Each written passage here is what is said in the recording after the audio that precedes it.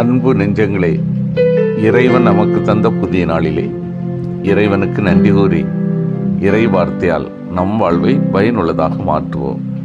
இறைவன் நம் அனைவரை நிறைவாக ஆசீர்வதித்து பாதுகாத்து வழி நடத்துவாராக. இன்று புனித சேவான் விழாவை கொண்டாடுகிறோம். மத்தேயு நற்செய்தி நூல் பிரிவு 10 இறை சொற்றொடர்கள் 17 முதல் 22 முடிய.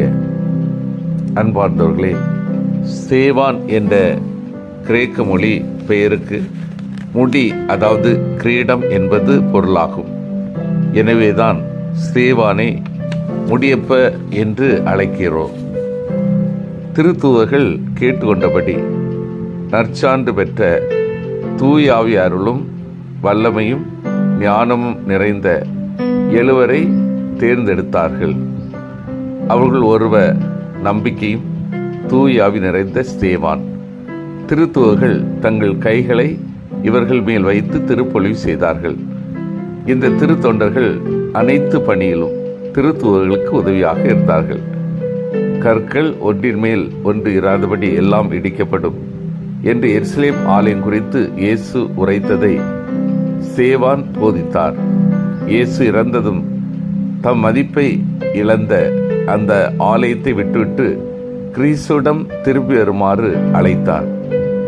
இதை கேட்டவர்கள் கொதித்தார்கள். இவன் மோசேவுக்கும் கடவுளுக்கு எதிராக பேசுகிறான் என்று குற்றம் சாட்டினார்கள். இந்த மனிதன் இத்தூய இடத்தையும் திருச்சட்டத்தையும் ஓயாமல் குறை பேசி வருகிறான் என்று பழி சுமத்தினார்கள். இதற்கு பொய் சாட்சிகளையும் தயார் செய்தார்கள். சேவான் தலைமை சங்கத்தின் முன் நிறுத்தப்பட்டார். உங்களது மூதாதையரை போல தூயாவியை எதிர்க்கிறீர்கள். அவர்கள் இறைவாக்கினர்களை துன்புறுத்தியது போலவே நீங்களும் இயேசுவை காட்டி கொடுத்து கொண்டு விட்டீர்கள். கடவுளின் தூதர்கள் வழியாய் தரப்பட்ட திருச்சட்டத்தை நீங்கள் பெற்றிருந்தும் அதனை கடைபிடிக்கவில்லை என்று துணிந்து உரைத்தார்.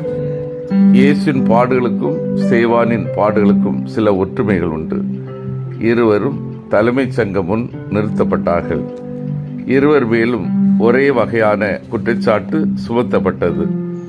இருவரும் கடைசியில் உரைத்த வார்த்தைகள் இறைவனை வசை கூறுவதாக நீதிபதிகள் நினைத்தார்கள். இருவரும் நகருக்கு வெளியே கொல்லப்பட்டார்கள். உயிர்விடும் முன்பாக 2 பேருமே ஒரே வகையான ஜெபத்தை சொன்னார்கள். கிபி 34-35 ஆண்டில் கல்லறிபட்டு மறைசாட்சியான சேவான் கிறிஸ்துவ விழுமியங்களை உண்மையுடன் பின்பற்றும் போது இயேசு சந்தித்த துன்பங்களையே சந்திக்க நேரிடும். இருப்பினும் துணிந்து வாழுங்கள், ஆண்டவர் நம் பக்கம் இருக்கிறார் என்று சொல்லி சென்றுள்ளார். சிந்தித்து தியானித்து செயல்படுவோம். நான் தூயாவின் வல்லமையை உணர்ந்து வாழ்கின்றேனா? ஒவ்வொரு நாளும் உண்மைக்கு சான்று பகர்கின்றேனா? நற்செய்தி அறிவிப்பு பணிக்காக துன்பத்தை ஏற்க தயாராக உள்ளேனா?